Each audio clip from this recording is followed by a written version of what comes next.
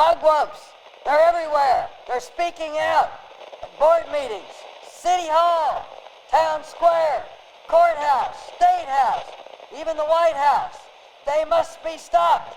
They are disruptors.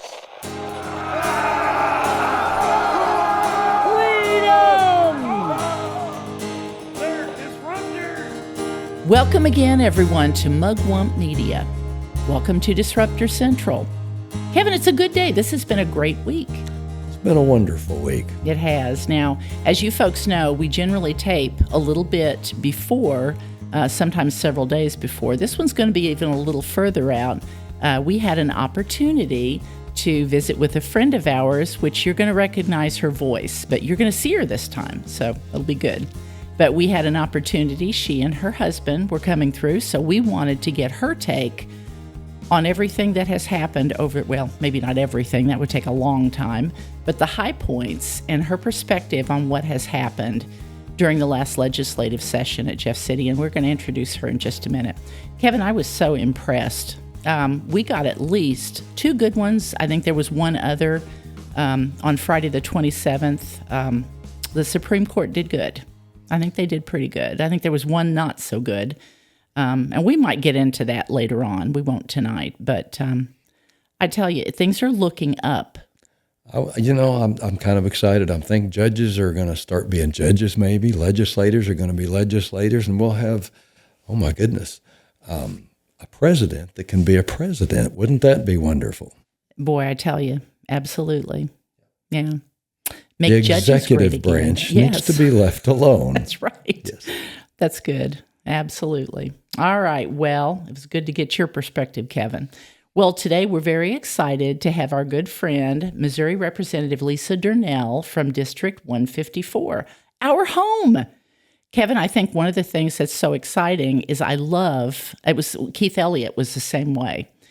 Hometown perspective. Mm-hmm. There's just something about people from Howell and Shannon and back where we're from, about 80 miles east. There's just something about the perspective, hometown, country, common sense. I like flyover country.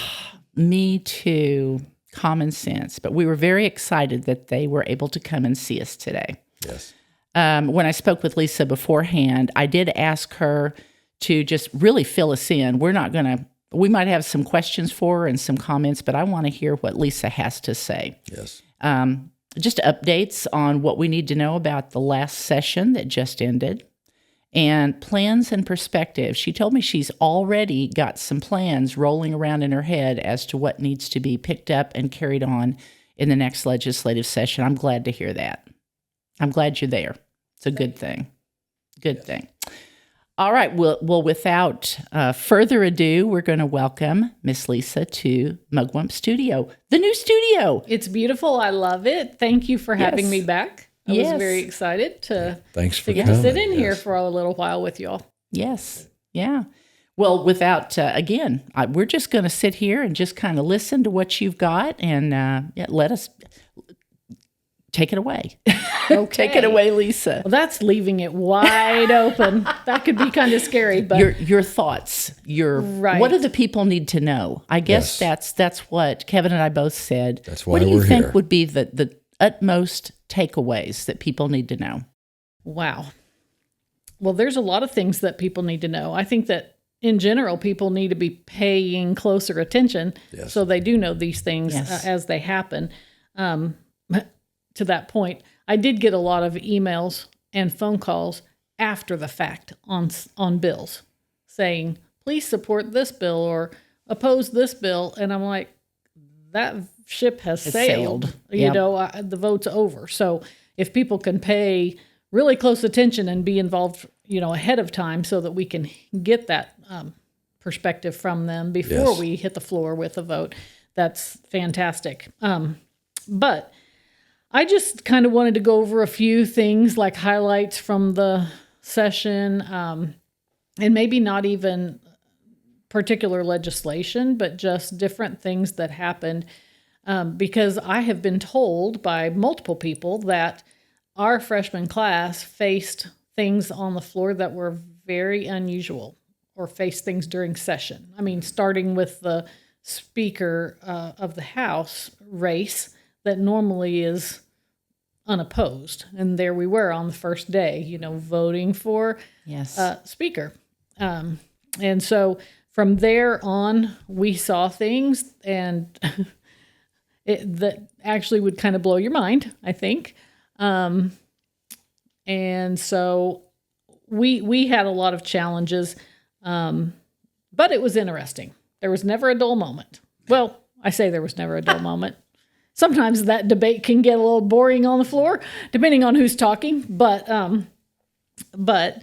some of the best moments on the floor, I'm going to start with this because you're going to love my top three, I think. Yes. Okay, so my top three are when the Democrats got into it with each other on the floor. I don't know if you saw that clip. No. But I was ready to break out the popcorn. Like, it was fantastic. I'm like, wow, did not see that coming, but it was pretty interesting. So what if was you the ever fight see about? that, What was it about? well,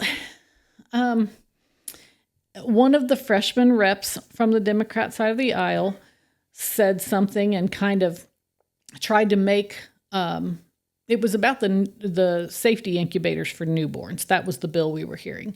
Okay. And he tried to turn it into something that had to do with race. And Oh my gosh. somebody from his party took exception to that. And she should have. She was spot on.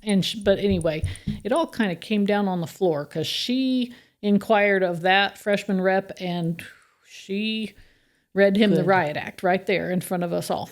It was a little bit crazy, but anyway, very interesting. That we weren't falling asleep that evening, let me tell you. But you weren't. And then one of the other things that was interesting, I'm going to get into a little bit later, but it was a speech, I guess you would say, that Scott Cups made on the floor, and I'll go into more depth on that. But that was one of my favorite moments on the floor during session, and then the other one has got to be any Bryant Wolfen speech. Yes. He's the best. Oh, my. And He so is. he has so much constitutional knowledge, and he is so passionate and just wants to do the right thing constitutionally. Refreshing. And yeah, how can you blame him for that? Like, he brings it every time, and he's amazing. And so being a friend of his is serving me well because I'm learning from him.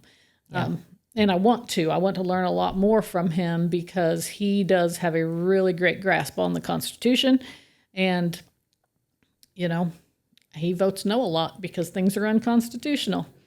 And so that kind An of... oath to defend, it'd be kind of good to know what we're defending. Yes. All of us took that oath. And so, admittedly, I think I won't say any, but a lot of the people on the floor probably could use, a refresher or class really on the Constitution, just so we really get it. But being kind of in Bryant's corner with him and just learning all I can from him, it's great. And he always gives a passionate speech on the floor. Love it. And he's a great guy too. So he is. I agree. Oh, I enjoyed the interview with him. Yes. He's really... Yes, and you did that by phone, if I remember. We did. Yes. So I'm anxious for you to meet him in person. He's a great person. So anyway, so that kind of leads me into things that I saw just in general that probably bothered me a little bit about session was just seeing how much we do that is arguably unconstitutional. Yes. After we swore an oath to uphold the Constitution. Why are we doing that? And one of the last things that was said, well, it was during the special session when we talked about the stadium bill. Someone, and I can't remember exactly, I think I know who it was, but I won't call out a name because I'm not positive. But they basically said, we do unconstitutional things all the time. And my thought is, well, okay, so that doesn't make it right. We have to get better instead of being so lax that we just throw it aside. I did not like that statement, and I'm sure I'm pretty transparent with my facial expression. So I'm sure whenever that person said that on the floor, I just thought, what? we can't do that. We have got to abide by the Constitution and not use, well, we don't abide by it normally, so why would we now, as an excuse to just keep doing it. It just didn't make sense to me. So a reawakening to what it really is. And Kevin and I actually, we took, the Patriot Academy classes, good grief, biblical citizenship. Yes. Mm-hmm. If you ever take any of those classes, it just sparks in your brain. Oh, this is what it's all about. This is why. Mm-hmm. And it strikes me that there are some people up there that don't have a clue about that. Right. And if they actually had a clue and actually knew what they were really representing, the gravity of it, it would be different. So, and that's the thing is, how do you wake people up? We have to have a foundation. Oh my I don't know, gosh. but I hope to learn so much more from Bryant, but also from Darren Chappell. He's very good constitutionally as well. Good. Yeah. And Mike Moon, of course. And Mike Moon, of course. He's great. So for instance, and I won't take up much time, you're but fine. There was one occasion, you remember this, and I'm not going to give names or places, but we were at a meeting place and a hostile person on a board, and anybody listening who was there and knows about it knows what I'm saying, but this was a couple of years ago, and literally the police was called on the peacefully assembling people in the parking lot of a public building. Wow. And the local police showed up, and God bless them. This is what we're talking about. I don't think they had an understanding. Correct. That they just couldn't come and order us out of here. Mm-hmm. With a quote from the Constitution and a quote about our rights, they realized that they were wrong. They were in the wrong, and they had no business to tell us to leave. A biblical citizenship coach just happened to be there. Yes. Somebody who we had sat through some of his classes, and like I said, your eyes open. It's like, oh, that's what this is. Yes. But he said, we have a right to peacefully assemble. If you do this, we're not going to throw a fit or anything, but if you do this, you are, it's going to be against our constitutional rights. And the young lady, the young police officer, it was like deer in the headlights. She did not know. And she went and asked her sergeant. And they immediately knew, uh-oh. It was something that is not in their purview. You know what I mean? Does that make sense? Absolutely. Yeah. And I think that may be what's going on up there is we have a whole bunch of people who it's not part of their culture. Yes. They don't have an understanding of it. So where are we failing? Well, I'm going to say Civics, public teaching school civics. is a start. Right. Our families, of course, and I'm just going to go ahead and put the blame where it belongs. I'm going to put the blame on the church. We have neglected teaching our children where we live, why we live where we do, and what's important. It's our values that they're what we've showed them and demonstrated to them is that's what they know. So I think the blame lies a lot on us. Yeah, I do too. I think you hit the nail on the head with all of those answers. And we've got to do better. Yes. We really do. Have to. That's part of the reawakening. That's part of it. And it's our culture, the way that it was formed. Which of the founding fathers was it that said, and here I go, I'm not even right in quoting it, but basically said that our Constitution is altogether unfit unless it's a moral people that are doing the voting and the controlling. And we've got to get back to that. Yes. Oh, no Morality. question. No question. Anyway, go ahead. Okay. All right. So the constitutionality of the bills that we pass. Arguably, a lot of it is unconstitutional. Yes. And most of the time, that comes in the form of the omnibus, bills that we do that violate Article 3, Section 21 or 23, or both. So that bothers me a lot. And whenever I was in session on the last day of March, I remember it well, there was a bill being heard, and then they started adding amendments to it. And it was a 65-page amendment, which totaled 14 more bills that they were trying to stick on there. And I was just getting all kinds of bothered by that. And so I stood and asked for a roll call vote on that because I just wanted to see who thinks it's a good idea to legislate this way. Yes. I mean, I get it that maybe you've got a broad title, but the things that they start sticking under there, Yes. I don't believe that's the right way to go with it. So anyway, Right. I went ahead and asked for the roll call vote. I think it was like maybe 35 or 40 people voted.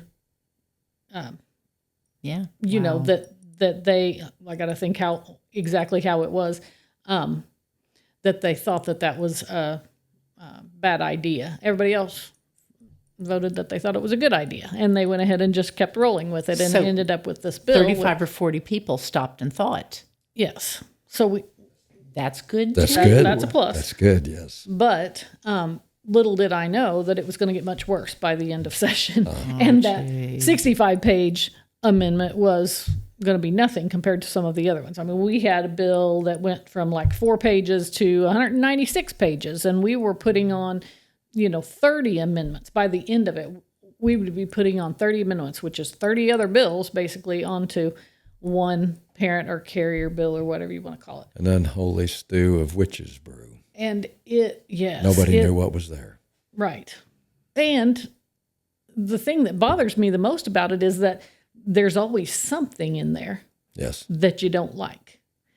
Oh, yes. And you've got to decide, is that a deal breaker for you or not? And so there were certain things that were coming through that were deal breakers for me. So that brings me to the speech that Representative Cups gave on the floor. And it was so humorous to me. I enjoyed this debate very much. So whenever a bill gets filed and it gets a title and it goes through, it gets referred to committee, gets heard in a committee, gets voted out, goes to rules committee, and finally makes it to the floor. And the first thing that they want to do is offer a titling amendment. Well, they want to make this a broad title so that they can start adding all these other bills to it, which I just do not like. And so that's how these Democrats are getting this stuff passed. Yes, part of it is being added on that side of the aisle. Sorry. So this bill that we were hearing, the title had been invasive plants. And they were trying to do a titling amendment and change it to relating to agriculture. Okay. So that's a pretty big leap from something pretty specific to very broad. So, Mr. Cups, Representative Cups, stands up and he starts arguing, or I don't know, giving a speech about how he doesn't like this titling amendment. Now, keep in mind that these titling amendments they happen all the time. But he decided to make something of this one. So he starts arguing why we should not be doing a titling change on this. And he brought up like the governor's race last year and how the foreign ownership of land by foreign, people was something that both sides used. Was there truth in what they were saying? Maybe a little truth on both sides. But because we put all of this stuff together, there's always going to be a bill where somebody can come at you later in a campaign and say, you voted against this or you voted for this. Well, it's because we're bundling all of them together. That's right. And I have taken numerous votes that the title sounds great. But you know what? It has something in there that is a deal breaker for me. And so I have to decide, what am I going to do here? Because I know that if I vote no on the sheriff's retirement, that's going to be used against me potentially. Of course. But whenever I look at what's actually in it, and it might not be a very big part of the bill, but for instance, on the sheriff's retirement, there was a part in it on the investment part of it where they could actually use ESG. Okay, do you guys know what that is? Yeah. Yes. Okay. Yes. Well, for those who don't, environmental social governance. So they could, somebody described it to me as cancel culture on steroids. And that's exactly right.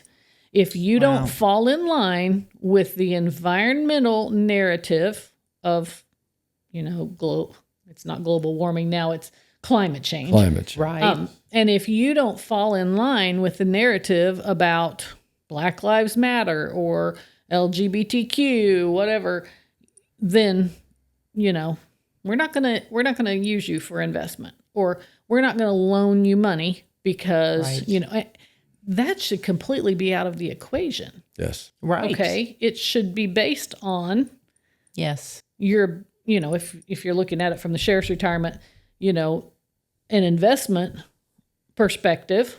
Right. Or if it's lending, it should be on, can these people pay this back? What's their credit score? What's their history?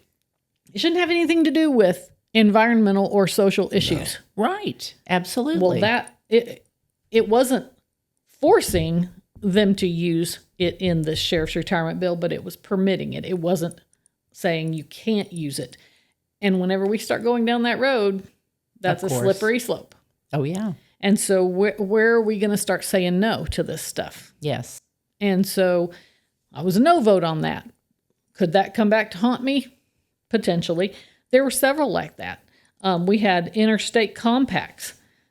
I don't know if you guys know about those, but those are where we go with other states and form like a board or commission that oversees, say, potentially a professional license.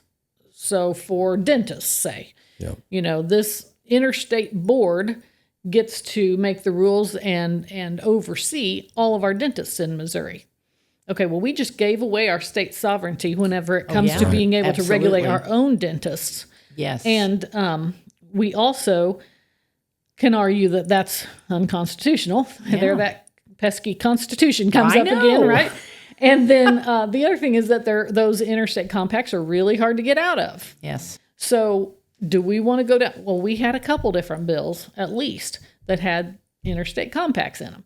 So even though that title was good, I was a no vote, and I mean, the list goes on. We had DEI in the crime bill, it's like I say, the list just goes on and on. So those are the kinds of things that I and, some of my closer friends, we discuss in our, in our meetings when we're prepping for floor debate.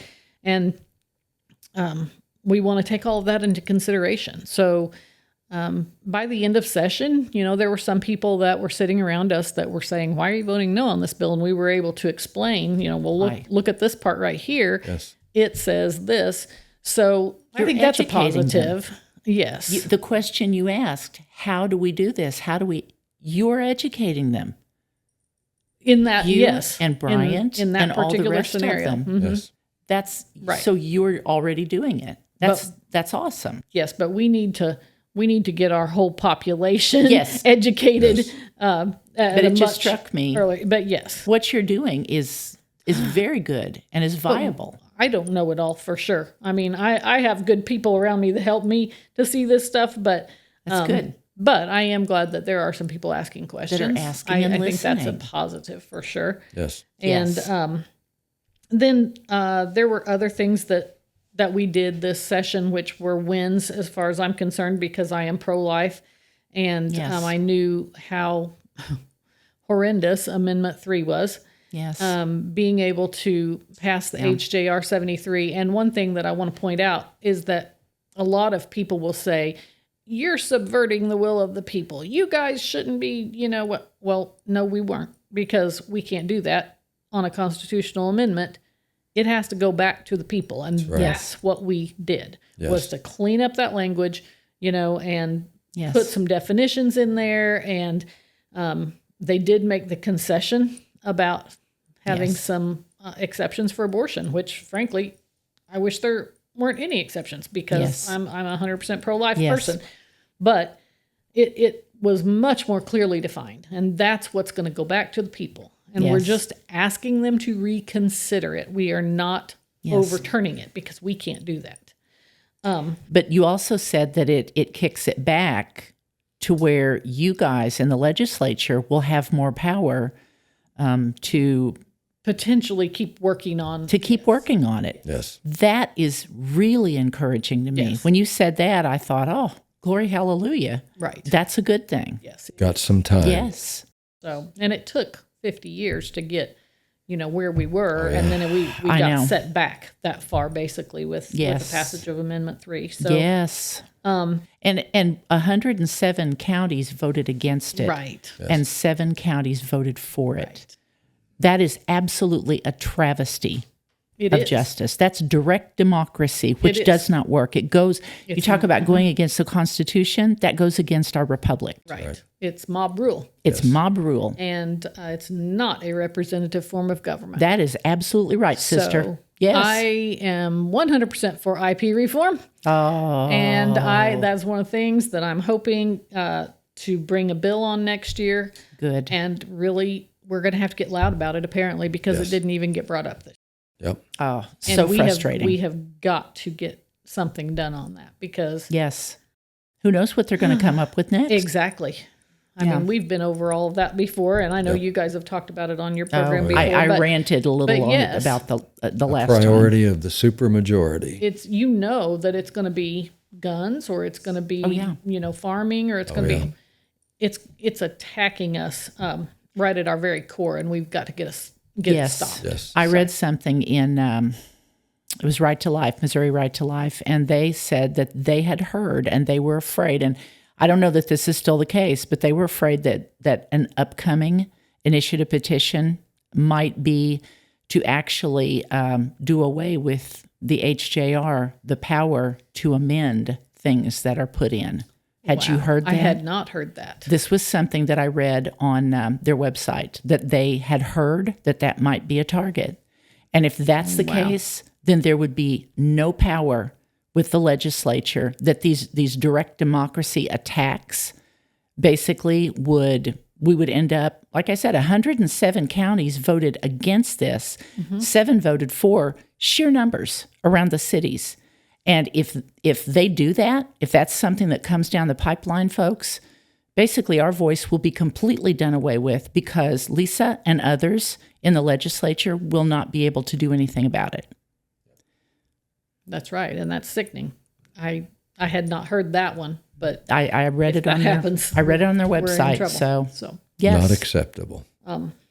So another one that we did pass was the House Bill 567, which does it changes that Prop A a little bit. We're leaving that minimum wage in place, but we're repealing that sick leave part. We did not get the emergency clause passed on that, so there is a period of time here where people are having August. to, Yep. from May 1st to August 28th, deal with that sick leave portion. It's a nightmare. I'm sure my it goodness. is. And I know you as business owners were concerned about that. we have a tiny business. And- Basically what yes. happens is we just don't have as many employees. Right. And we just keep on working. Yeah. And I heard from a lot of other businesses in my district, outside of my district, and it was a major concern. And people, even those that could afford to do it, were still having to spend tens of thousands of dollars just in attorney fees to figure out how they were going to do it, and Yes. how it all needed to be set up, and what a burden on businesses. Yes. So being able to repeal that part, I felt was a huge win. And I have always felt on this that, we can't let the employees set their benefits package. No. Like, that just makes no sense at all. And They it goes, unionized the voters. Yes. Is what they did. Yes, and- They turned the voters into union. right. And Yeah. I mean, what part of capitalism and free market and all that? Right. How does that jive? It doesn't. So I think, hit a home run whenever we actually did change the sick leave portion on that. And I am scheduled to go to a conference, a roundtable on that very issue later in July. So Good. I'm anxious to see what I can learn Yeah. at that. And so I just want to remind everyone that I try very hard to remember who I represent, because I don't want the constituents that I represent for their voice to be lost. I try to speak on the floor on bills that I, feel like I can or need to. And so I want everyone to know that I'm trying to fight for them. And there are a group of us that's trying to do the same thing. But I would just hope and pray and challenge all of the legislators in Jeff City to never forget who they represent. Yes. Because Yes. it's not the lobby and it's not leadership. Right. At the end of the day, you need to remember it's the people of Missouri.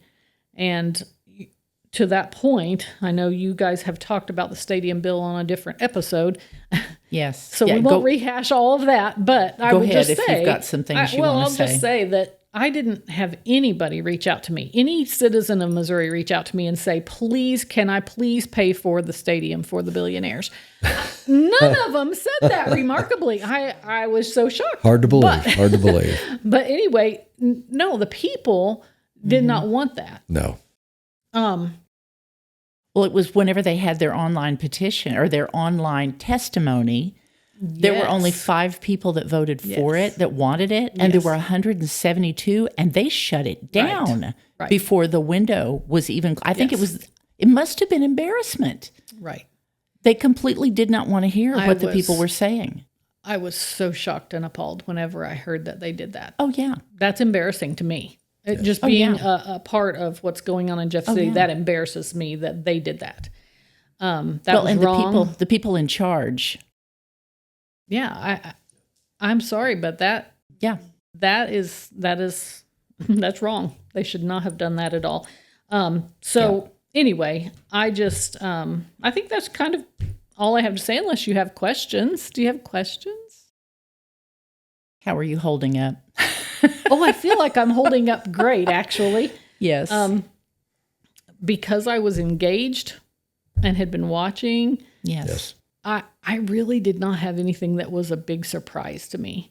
Yes. I mean, some things really crazy, wonky things happened. Yes.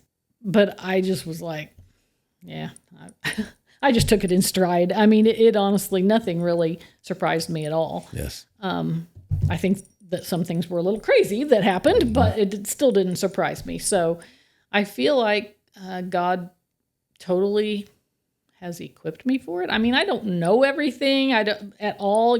There's so much that I have to learn still, and I'm going to take a little bit different approach next session as far as filing bills. I know what I want to file and being able to file amendments, offer amendments on the floor or in a committee or something. I feel better equipped to do that after having gone through this first session. But, I'm just kind of taking it in stride, and it's all good.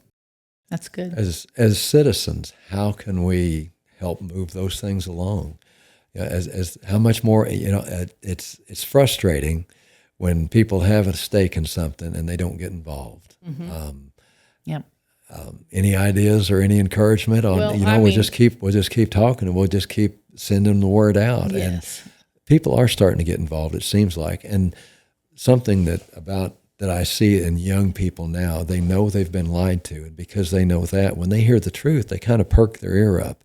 And I'm seeing a lot of young people looking around and saying, I knew things weren't right, and they're kind of noticing who's doing what. I think it's going to be, as things roll out and we start seeing these things and these things are talked about, the evidence becomes very apparent. It's not hard to figure out who's representing who's serving who, and who's there to make a difference in a positive way.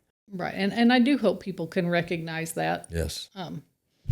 Within our group of legislators, I was trying to pay attention. It was hard. The last 2 or 3 weeks, last couple of weeks, I touched base with you a couple of times. I'm like, what happened?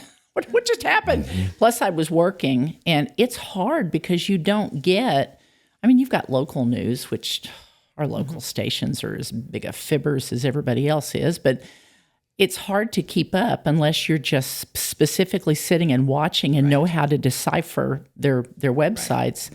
I mean, I watch, there's a couple of social media, Facebook sites that you turned me on to, and I watch there, and I was so aggravated because I was about to try to, I had all the information about that stadium bill, the special session, and I was going to try to get it out. I said, okay, we got to get it out this week. We got to have people call in. Well, lo and behold, they passed it while I was trying to get it out. So that's the frustrating thing, is it moves so quickly and it's so confusing, and you don't get a lot of good information unless you're just sitting there watching, paying attention and watching the website. Right. And that's hard. It is. That's one of the things Kevin and I want to try to do, is get better at that and alert people. And it's hard keeping up with it. Yes. And it's even hard for us because it's even a little difficult for us to know exactly what's coming to the floor.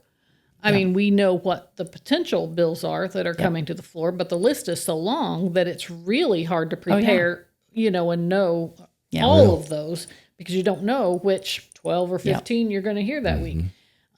So yes, that is difficult. And here I am in the middle of it, and I find it challenging at times. Oh, yeah. So I imagine where you guys are, working and everything. Plus we work. Yeah. You're not sitting there paying attention very closely and reading every bill and everything. So it's difficult for just the average person to keep up. And the confusing of language and the way the bills are wrote. Yes. Just if things were just put in simple terms, as they're supposed to be. Well, and we've been trying to do that too, to break things down for people. Cliff Notes. I've been telling everybody, okay, here's the Cliff Notes version. When there's a bill titled one thing and it's the stack of papers is a foot deep, no one can read that. And there's poison all through that stuff. And somehow we've got to figure out how to get the poison taken out of those bills. Yeah, we do. The pages and pages and pages of it. I don't know if just offering those amendments is, our first step in trying whenever we do notice that there's something in there that we disagree with, just offering those amendments. I mean, they might pass and they might not, but at least we've tried. Just like on the stadium bill, whenever Representative Sparks offered an amendment to try to make it non-severable. Yes. So that if the real estate tax part went down in flames in the court, then the whole thing went down. That's right. And, we could only get 26 people to vote yes on that amendment. 26 people did vote. 26. So that's there that. You You got to look at that too. Yep. And the other thing I'll say. It's a start. Be encouraged. And then we'll sign off, because I know you guys have things you need to do too. I tell you, I was not impressed with Kehoe to begin with. I'm really not impressed with him at this point. And one of the things I said last week, my family was Democrat, and this was something that I mentioned. I remember my mom told me when I was a little kid, because I asked her, what's the difference between a Democrat and a Republican? And she said, well, Democrats are for the little guy.